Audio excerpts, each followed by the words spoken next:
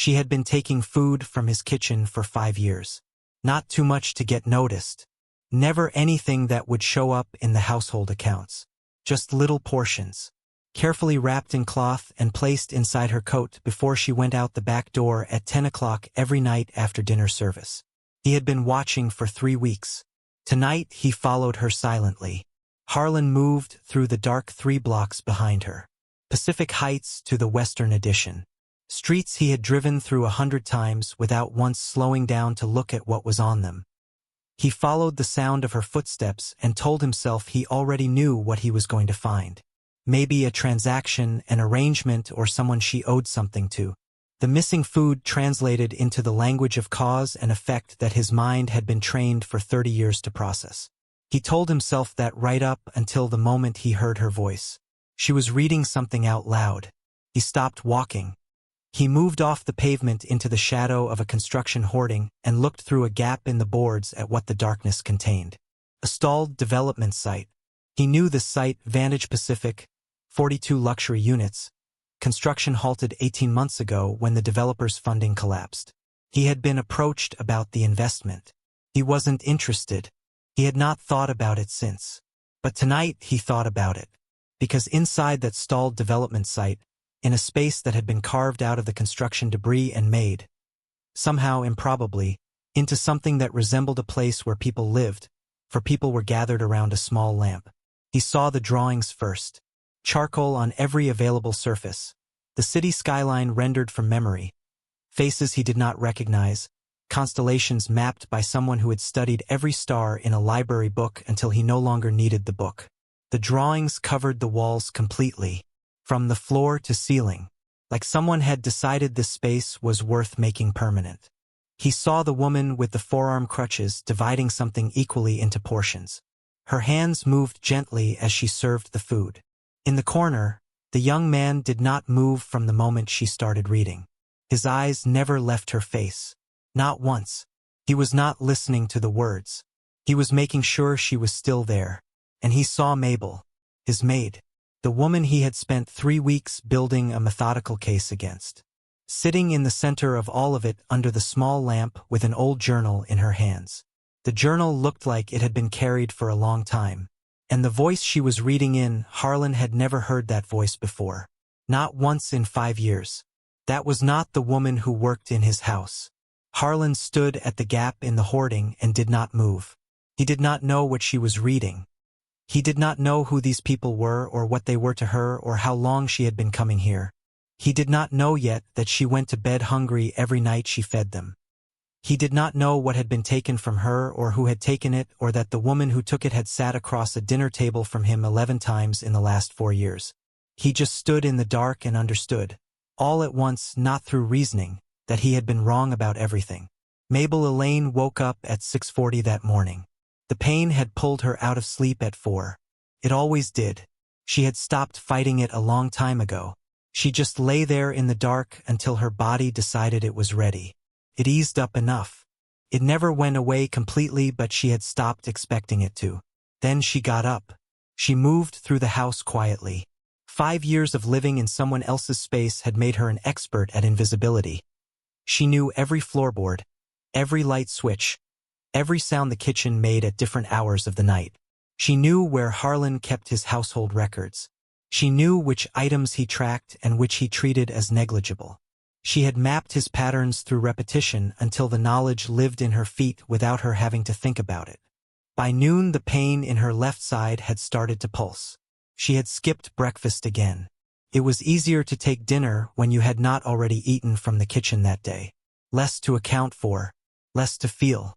She had learned not to sit down in the afternoon. Sitting made it harder to get back up. She had been planning tonight's portion since yesterday morning. She did not think of what she did as stealing. But she knew Harlan had been watching the kitchen. She had known for 3 days. That morning, the refrigerator shelf had been pushed back an inch too far. Harlan did not cook, which meant he had opened it himself, which meant he had been looking at what was there. At dinner, he had asked for salt he never used. Not because he wanted it. She had watched his eyes while she brought it. He was not looking at the salt. At 10 o'clock she stood outside the kitchen door for 3 full seconds before going in, listening. Then she went in anyway. The house Mabel grew up in was 4 blocks from where she now worked as a maid. She walked past it on her days off. She never stopped. A 3-story Victorian on Broadway Street that her father had designed himself. A house built to announce that its owner had made something real and intended it to last. On Sundays, when she had 1 hour to herself, she walked the long way to the pharmacy. Not because it was shorter, because it took her past the house Gloria had taken from her.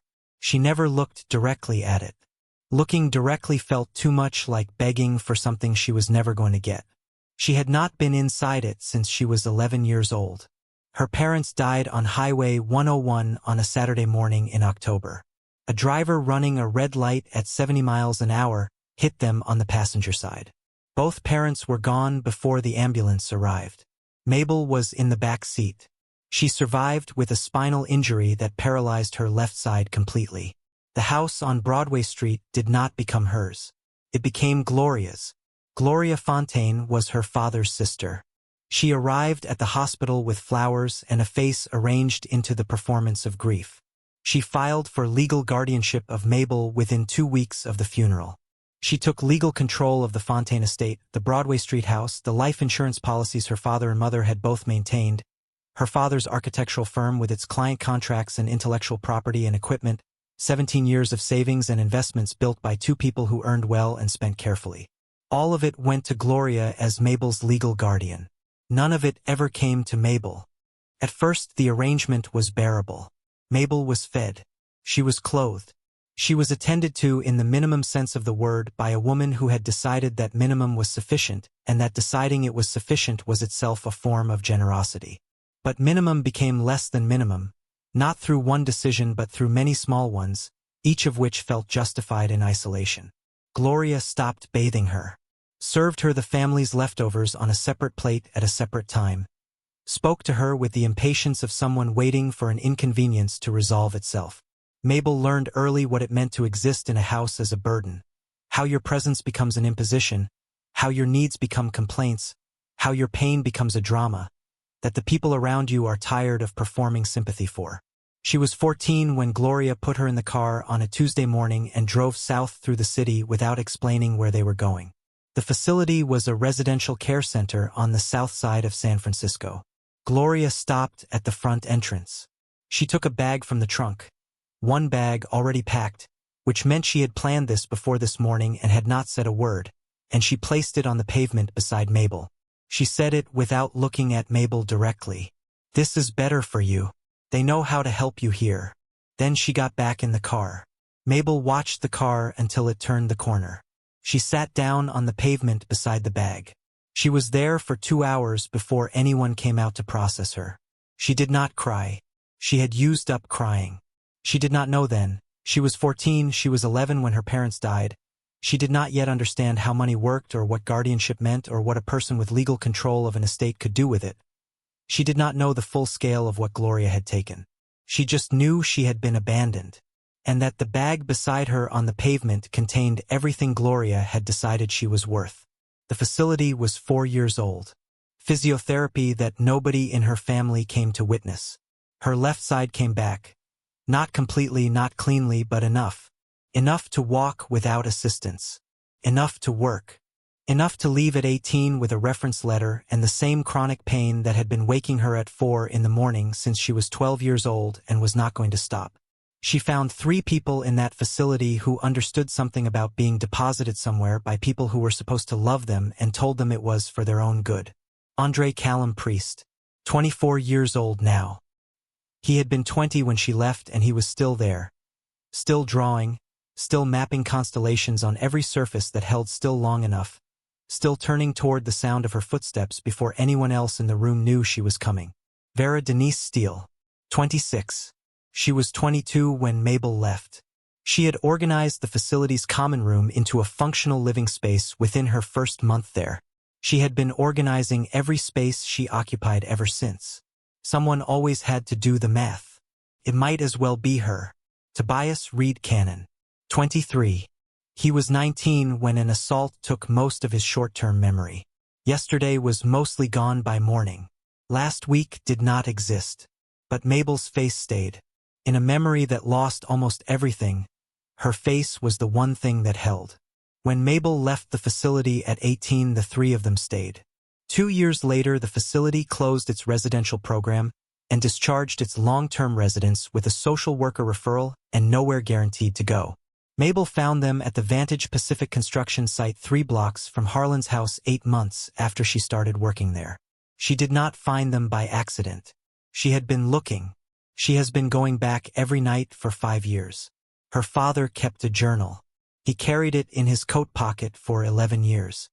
He wrote in it on lunch breaks, on job sites, on the Sunday mornings when her mother was still asleep and the house was quiet and the light came through the Broadway Street windows at an angle that made him feel. He wrote once like the world was doing its best. The journal was on the back seat the night of the crash. Survived. Some pages were water-damaged at the edges. The cover scuffed. The spine soft from years of being opened and closed in a coat pocket. But intact. Every word intact. Mabel found it in the bag Gloria packed for the facility. She does not know who put it there. She has spent 17 years not knowing. She has carried it since, through the facility, through the room she rented at 23 when she finally had income, through 5 years of live-in service in Harlan's house. It has been in her coat pocket on the hard nights and in the drawer beside her bed on the others. She reads from it every night she visits the construction site. Her father wrote letters directly to her. What he saw in her when she was small. The sound she made when she laughed at something she found genuinely funny. What he hoped she would understand about herself by the time she was old enough to read these pages. He wrote his own story, where he came from, how he met her mother, what it felt like to build a house with your own hands and know that everything inside it was the reason you built it. He wrote one-line philosophies in the margins. Short, final. The kind of thing a man writes when he has been thinking something for years and finally finds the words for it. Asterisk, what you build for yourself can be taken. What you build for someone else becomes part of them. Asterisk. Asterisk, she will be fine. She has always been fine. She does not need me to tell her that, but I am going to tell her anyway. Asterisk. And he wrote a final entry. The morning of the trip.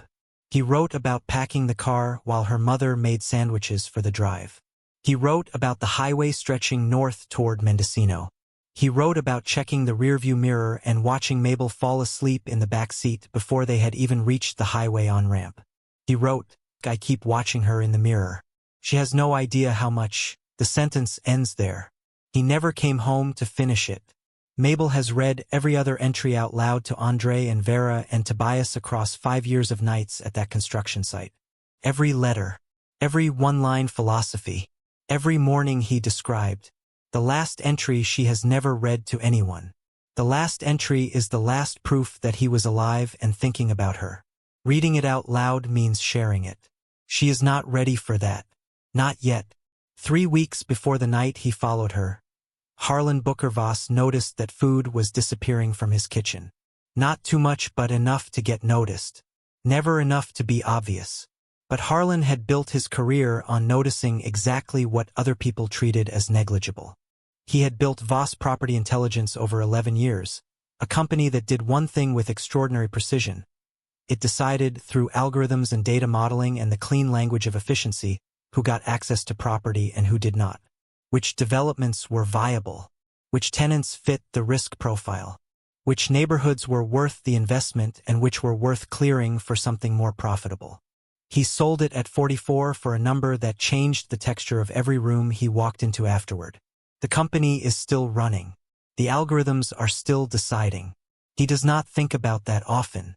He runs his Pacific Heights townhouse the same way he ran his company. Everything accounted for. Nothing wasted. Staff are professional relationships with clearly defined terms. This is not cruelty. It is precision. There is a difference. He noticed on the third occurrence. He began tracking, documenting what was taken, when, in what quantities. He cross-referenced against the household schedule. He identified the window. He identified the person. He had already decided what would happen when he confirmed it. He had not confirmed it by following her. He had confirmed it watching her move through his kitchen at 10 o'clock that night. Her movements were precise. 500 nights of practice in every motion. The portions wrapped and placed inside her coat in under 4 minutes. He had confirmed it, and then he followed her anyway, because something about the care of it, the practiced discipline of taking only what would not be missed, made him want to understand before he acted. That was not something he did often. He was 3 blocks into the Western Addition before he started to wonder if he had made a mistake with more than just the food. Andre, Vera, and Tobias had not chosen the Vantage Pacific site because it was comfortable. They had chosen it because the alternative was the street, and the street in San Francisco in November was not survivable for people whose bodies required what theirs required. The facility that discharged them had given them each a list of referrals. Transitional housing programs, supported living services, outreach organizations. The list was 2 years out of date. Half the programs on it had closed. The other half had waiting lists measured in years. They had the list and each other and nowhere to go. Vera found the Vantage Pacific site 4 days after discharge. Construction had stalled. The hoarding was up, but the gate on the south side had a lock that had not been properly secured. She assessed the space the same way she assessed every space, for what it could do, not what it was. There was shelter from the wind on the east wall. There was a tap that still ran from the construction supply line. The main hoarding blocked sight lines from the street. It would do. She organized it methodically, without drama, making the math work with what was available. Andre drew on the walls from the first night. Not decoration, orientation, mapping the space, making it legible, turning raw concrete into somewhere. Tobias did not remember arriving. He woke up the second morning with no memory of the first and looked at Vera across the space they had made, and she told him, as she told him every morning, "You are safe. You are with us. You are not alone." He looked at her for a moment. Then he nodded once. Not with certainty, but with the decision to trust something he could not verify. Andre Callum Priest was 24 years old. He had not spoken in 3 years. Not because he could not. Because the words had never arrived in the right shape for what he needed them to carry, and he had stopped forcing them into shapes that did not fit. He drew instead. Every surface of the shelter had something on it. The San Francisco skyline from memory. He had studied it from this site for 18 months and could render it in the dark. Constellations from a library book he had memorized completely and kept in his mind. The faces of the people he lived with. Vera looking somewhere off to the left. Tobias with his eyes closed. Mabel arriving from the direction she always arrived from. Her coat collar up, the journal under her arm. Tonight there was something new on the east wall. A house on Broadway Street. 3 stories. Victorian detailing on the Broadway Street facade. Her father had designed it himself. You could tell just by looking at it that whoever drew those plans had something to prove and the skill to prove it. Mabel saw it when she arrived and stopped moving entirely. She had described that house once. 2 years ago, in passing. A detail she let slip and moved past quickly. Andre had remembered. Vera Denise Steele was 26 years old. She had cerebral palsy. She moved with 2 forearm crutches and an authority that did not ask permission from anyone. Not from her body, not from the spaces she entered, not from the people in them. She divided everything equally. Every night Mabel arrived with food wrapped in cloth from Harlan's kitchen. Every night Vera divided it into 4 equal portions for Andre, Tobias, Mabel, and herself. Even on the nights when Vera had not eaten since the morning before. Even on the nights when her hands were shaky from hunger while she was dividing. She had never once taken more than her quarter. She had never once asked Mabel to bring more than Mabel could safely take. She knew what it cost Mabel to bring what she brought. She knew Mabel went to bed hungry on the nights she came. She had never said this out loud because saying it would make it a thing they had to talk about, and talking about it would mean acknowledging the cost, and Mabel did not want the cost acknowledged. So Vera acknowledged it the only way she could. She made sure that what Mabel brought was never wasted. Never unequal. Never taken for granted. That was the only language she had for gratitude that Mabel would accept. Tobias Reed was 23 years old. He had been assaulted at 19. The injury took most of his short-term memory. Yesterday was mostly gone by morning. Last week did not exist. The facility, the construction site, the years of cold and hunger and waiting. All of it reset with the regularity of a tide that came in and took everything and left the shore clean and bare. But Mabel's face stayed. Nobody knew why. Not the doctors who had seen him once at a free clinic 3 years ago. Not Vera, who had thought about it more carefully than anyone and had eventually stopped trying to explain it and simply accepted it as the one mercy the injury had left behind. It was simply true. In a memory that lost almost everything else, Mabel's face was the one thing the injury could not reach. Every night when she arrived, his face changed before she was fully through the gap in the hoarding. Not surprise. Not relief exactly. Recognition. The confirmation of something his mind had decided was too important to lose and had held on to accordingly. He always said the same thing when she arrived. You came back. Not as a question. As confirmation.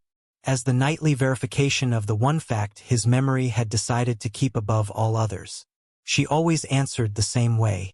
I always come back. She meant it as reassurance. He received it as truth, which, for 5 years without exception, it had been. One night in January, in the coldest week San Francisco had seen in a decade, before she had even reached the lamp, Tobias looked up and said it too quickly, as if he had spent the last hour needing to hear himself be right about something. You came back. She stopped walking. I always come back, she said. He looked at her for a moment. Then he looked back at the wall where Andre had been drawing. Neither of them said anything else.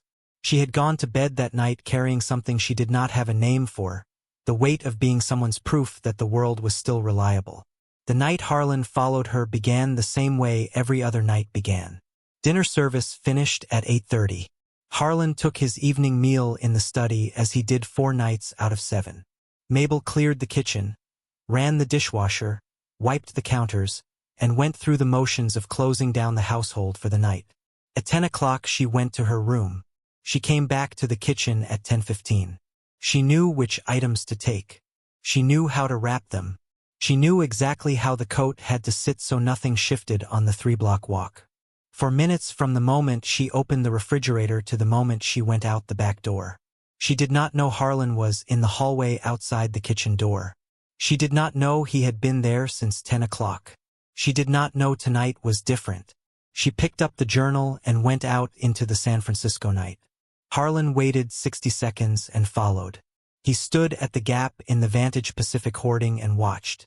Andre was drawing, adding something to the east wall, lines that Harlan could not make out from this distance but that Andre was rendering carefully. His charcoal moving with the deliberate pace of someone finishing something that had been waiting a long time to exist. Vera was dividing, proportions, her hands steady despite the cold. Tobias was watching Mabel, and Mabel was reading from the journal. She read about mornings her father described, the specific light through the Broadway Street windows, her mother's voice from the kitchen, the sound the house made when everyone was inside it and nothing was wrong with anything. She read one-line philosophies in her father's handwriting. She read the letters he wrote directly to her, what he saw in her when she was small, what he hoped for her, the things he wanted her to know before she was old enough to need them. Harlan just stood there in shock. He was a man who processed information quickly and acted on it efficiently. He had built a career on the ability to assess a situation, identify its components, and move. Standing still at a gap in a construction hoarding watching his maid read from a journal by lamplight to 3 people in the Western Addition was not something his usual operating mode had a category for. Then Mabel stopped. She turned a page. She looked at what was written on it for a long time. Then she looked up at Andre and Vera and Tobias. I want to read you something, she said. She had never said that before. In 5 years of coming here and reading from the journal, she had never once prefaced a passage that way. She just read. But tonight she looked at them. At Andre, at Vera, at Tobias, with something in her face that was closer to asking than she had ever allowed herself to be. Then she said those 5 words. And then she read the last entry. Her father packing the car on a Saturday morning in October. Her mother making sandwiches for the drive. The highway stretching north. The rearview mirror. His daughter asleep in the back seat before they had even reached the on-ramp. Asterisk, I keep watching her in the mirror. She has no idea how much. Asterisk. Mabel stopped. The sentence ended there. She did not try to explain it. She did not tell them what it was or why she had never read it before or what it cost her to read it now. She just sat with the unfinished sentence in the space between them and let it be what it was. André put down his charcoal. Vera did not move a muscle. Tobias looked at Mabel's face. "You came back," he said. "I always come back," she replied. Harlan was standing at the gap in the Vantage Pacific hoarding with his hands at his sides and had not moved in 7 minutes. He was a man who had spent his career deciding what things were worth. He had never been less certain of any metric he had ever used than he was right now. On the walk back he drafted the dismissal in his head. Clean, professional, immediate, 'cause clearly documented. 3 weeks of evidence. The language came automatically, it always had. He had written 100 versions of that letter over 20 years, and his mind produced the structure without being asked. By the time he reached the back gate, he hated himself for how easy that still felt. He went inside. He sat at the kitchen table. He opened the termination document on his laptop. Then he closed it without reading past the second line. The lights were on. He was sitting at the kitchen table with a glass of water and his laptop open. He had been sitting there for 40 minutes. He had not moved. He had been thinking about the construction site and the drawings on the walls and the woman with the forearm crutches dividing food into 4 equal portions and the young man whose face changed when he heard footsteps. He had been thinking about the journal and about a sentence that ended mid-word. Mabel came through the back door and saw him. She did not run. She did not explain. She stood in the kitchen in her coat and waited for whatever came next. She had been waiting for whatever came next her entire life. She was good at it. How long? 5 years. Every night. Every night. He looked at her. Then at the kitchen. At the house he had been running like a portfolio, every asset accounted for, every liability identified, every variable tracked and managed. At the woman who had been moving through it quietly for 5 years, taking what she needed to keep 4 people alive, going to bed hungry every night she did it, never asking him for anything beyond the terms of the arrangement. "You walked past your father's house to get there." Vera froze. "I know what the Fontaine house is," Harlan said. "I know the property. I know who owns the shell company that holds it." He paused. "I know Gloria Fontaine." Mabel said nothing. "I did not know she was your aunt until 2 days ago. I did not know what she took. I need you to understand that." The kitchen was quiet. He turned the laptop toward her. On the screen was a document. Property records, financial transfers, insurance disbursements. The Fontaine estate traced through 11 years of transactions, all of them leading away from the only person they should ever have reached. Mabel looked at the screen for a long time. She had known she had been wronged. She had known since she was 14 years old, sitting on a pavement with a bag in her lap. She had known the shape of it, the house gone, the money gone, the life gone. But she had not known the numbers. She had not seen it laid out in the clean documentary language of financial records. She had not seen exactly how comprehensively and deliberately it had been done. She looked at the screen and understood for the first time the full scale of what had been taken from her. "I want to help you get it back." Harlan closed the laptop. "Not as charity, as a correction. There is a difference." She looked at him. "All of it?" she said. "Everything that can be recovered," he said. "Starting with the house." Gloria did not go quietly. When the lawyers contacted her, she did not call her own lawyer first. She called Harlan. They had been at the same dinner tables for 4 years. She thought that meant something. She was wrong about that too. She called him on a Tuesday morning and her voice had already lost the steadiness she performed in rooms that cost her nothing. She said she could explain everything. "I know you can," Harlan said. "That is not what this is about." She said the child had been difficult, that the costs had been extraordinary, that nobody had ever acknowledged what she had given up to take that responsibility on. Then, quietly, as if it were an obvious conclusion, "After everything I did for her, this is how she repays me?" Harlan was quiet for a moment. "The child's name is Mabel," he said. "She has been working 4 blocks from your house for 5 years. She walks past the house you took from her on her days off." Gloria said nothing. "The lawyers will be in touch," he said. He hung up. The legal process took 4 months after that. Harlan funded it completely, the best property and estate litigation firm in San Francisco. Gloria had been counting on Mabel never having the resources to look. She had not been particularly careful. She had been comfortable. Comfort makes people careless in ways that poverty never does. Gloria delayed every filing she could. Not because she thought she would win, because people like her believe exhaustion is a strategy. The first hearing lasted 11 minutes. Gloria still arrived dressed like innocence. The Broadway Street house, held in a shell company Gloria had established 18 months after the crash. The life insurance proceeds.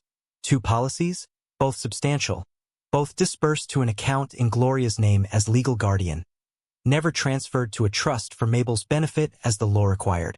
The architectural firm dissolved and its assets liquidated 3 years after the crash, the proceeds absorbed into Gloria's personal accounts. The savings and investments, drawn down over 8 years, documented in statements that showed a steady systematic transfer of wealth from a dead man's family to his surviving sister. Mabel signed each affidavit with the same hand that had once held a bag on a pavement outside a care facility. All of it is documented. All of it traceable. All of it returned where return was possible. Gloria assembled explanations at every stage.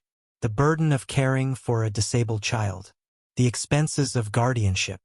The sacrifices nobody had ever acknowledged. None of it held once the forensic accountant produced the spreadsheet. The court was not persuaded. Gloria lost the house.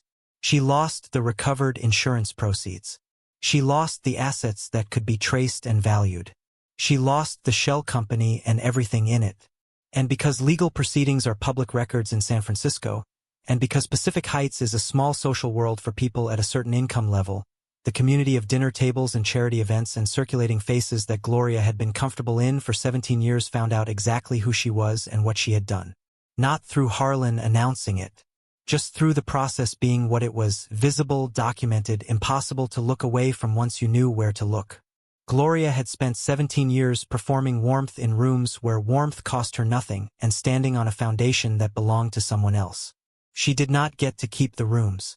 Mabel stood outside the Broadway Street house on a Thursday morning in February. She had walked past this house on her days off for 5 years. She had never stopped. She had trained herself not to stop, not to let the looking become longing, not to let the longing become the thing that defined her. She stopped now. The house had been empty for 2 years. The shell company had stopped paying maintenance when the legal process began and the vacancy showed. Paint fading at the window frames, the front garden gone to dry grass. A house that had been waiting for someone to come back to it and had started to show the cost of waiting. She went inside. She walked through every room. She walked through the kitchen where her mother had made sandwiches on a Saturday morning in October 17 years ago. She walked through the living room where her father had spread architectural drawings across the floor and let her trace the lines with her finger when she was small. She walked up the stairs that she had walked up every night of her childhood without once understanding that the stairs, the house, the light through these windows, was something that could be taken. She touched the banister and had to stop. Her hand remembered it before her mind did. She stood there for a moment with her hand on the banister and did not move. Then she walked the rest of the stairs. She stopped at the door of the room that had been hers. She went in. She stood at the window that faced Broadway Street. The same view she had looked at every morning for 11 years. The same light. She stood at that window and cried. She had not cried like this since she was 14 years old on a pavement with a bag in her lap. Not from grief. From return. She did not sell the house. She worked with Harlan, who knew every contractor, every permit process, every architectural firm in San Francisco worth knowing, to convert the Broadway Street house into a permanent supported living space. Not a facility, not an institution, a home, with real rooms and real furniture and real windows that faced real streets and real people passing on them. The building was named after her father, Bernard Elias Fontaine, the man who designed buildings for other people his entire career and died on a Saturday morning before he got to finish designing the life he had planned for his daughter. It was also, in a way that mattered more than the name, designed by him. Mabel had his journals. She had 17 years of reading his philosophy of space and light and what a building owes the people inside it. She made every decision about the conversion with those philosophies in her hands. Harlan signed the permits. Mabel made the decisions. Andre and Vera and Tobias moved in on a Saturday in March. The first night Andre drew on the wall of his room. Not because he had to, because this was his room now and marking it was the same as it had always been. A way of saying I am here, this is mine, this space knows me and I know it. He drew the constellations. The same ones he had been drawing on construction site walls for 2 years. Now permanent. On a wall that belonged to him and would continue to belong to him for as long as he needed it to. Vera organized the kitchen. Of course she did. Tobias walked through the front door of the Broadway Street house and looked at Mabel standing in the hallway of her father's house. "You came back," he said. "I always come back," she said. She opened the journal. She stood in her father's house, the house that had always been hers, that had been taken and returned, that now held the people she had gone back for every night for 5 years, and she read the last entry. Out loud. The packing of the car. Her mother's sandwiches. The highway. The rearview mirror. I keep watching her in the mirror. She has no idea how much. She paused where the sentence ended. The room was quiet. Andre had stopped drawing. Vera had stopped moving. Tobias was watching her face. Mabel looked at the unfinished sentence. For 17 years that sentence had belonged to grief. To the grief that stays private because keeping it private is the only way to keep it intact. Tonight, for the first time, it belonged to something else. Something grief had not expected to outlive it. She finished it, in her own words. For him. For all of them. For the version of the life that had been taken and the version that had been built in its place and the 17 years of early mornings and chronic pain and food wrapped in cloth and a journal carried close that connected one to the other. She finished her father's sentence. And the house on Broadway Street, her father's house, her house, their house, held the sound of it. Gloria Fontaine took a house. She took insurance money and a business and 17 years of savings that belonged to a child who was 11 years old and had just lost everything and could not protect herself. Mabel Elaine Fontaine took food from a kitchen. The world called one of those women a thief. Think about that for a long time. The cruelest thing about people like Mabel is not what they survive. It is how easily the rest of us learn to look past them. She was in that kitchen for 5 years. She walked past her stolen house every Sunday. She fed for people on food she took from a man who did not know her name before he knew her patterns. And none of us would have seen any of it. There is someone in your life right now being held together by one person who keeps showing up. Quietly, without invoice, without asking to be seen or thanked or accounted for. You might be that person for someone and not even know it. And if you are, keep going. Because the people waiting for you at the end of those 3 blocks are counting the sound of your footsteps. If this story made you realize that sacrifice does not always announce itself and the quietest people around you are sometimes giving the most, send it to someone who needs to hear it. If it made you angry, good. That anger is information. Use it. Subscribe to Storytelling Empire now. See you in the next one.